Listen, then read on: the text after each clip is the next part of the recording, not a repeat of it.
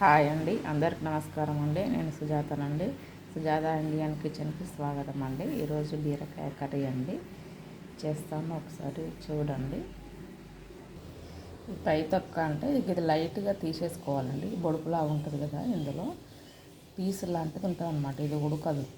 లేతకాయలు అయితే మనం డైరెక్ట్ వండుకోవడం మంచిది. గ్రీన్ పదార్థము కంటికి చాలా మంచిది కదండి, అట్లా వండుకోవచ్చు.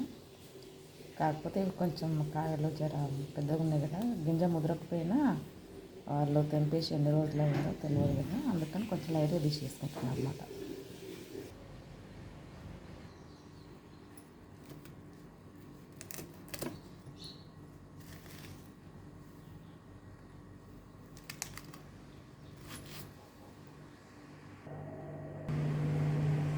ఆనియన్, పచ్చిమిర్చి కట్ చేసుకున్నాం అండి.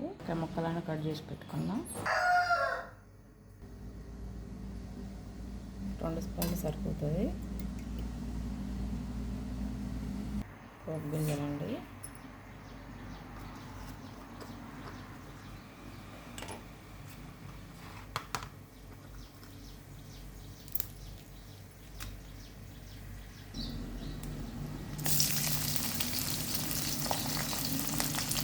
అల్లం వెల్లుల్లి పేస్ట్,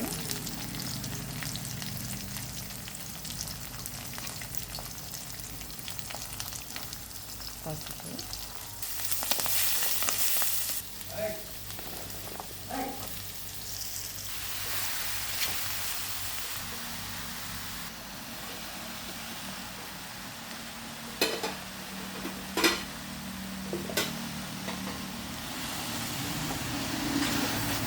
ఇంతవరకు మగ్గిందండి. ఇంకొంచెం టైం పట్టుద్ది.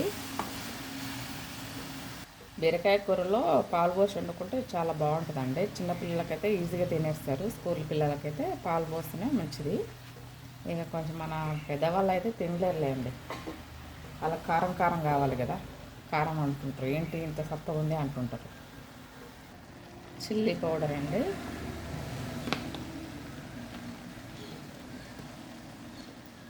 సాల్ట్ అండి,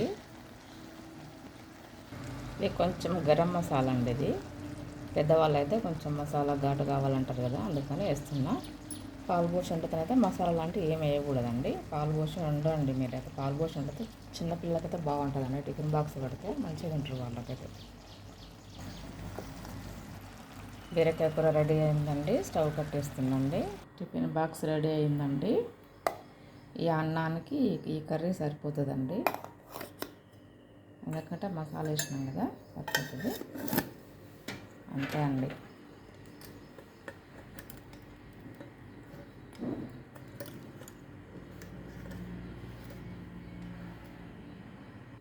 అంతే అండి. కొంచెం కారం మసాలా తినే పిల్లలకి ఇలా చేసి పెట్టండి, పెద్దవారికైనా ఇలా పెట్టండి. బీరకాయ కూర రెడీ అయిందండి. సరే, మీరు ఇంట్లో చేసుకొని ట్రై చేయండి. ఎలా వచ్చిందో నాకు కామెంట్ రూపంలో తెలియజేయండి. నచ్చితే ఒక లైక్ ఇవ్వండి.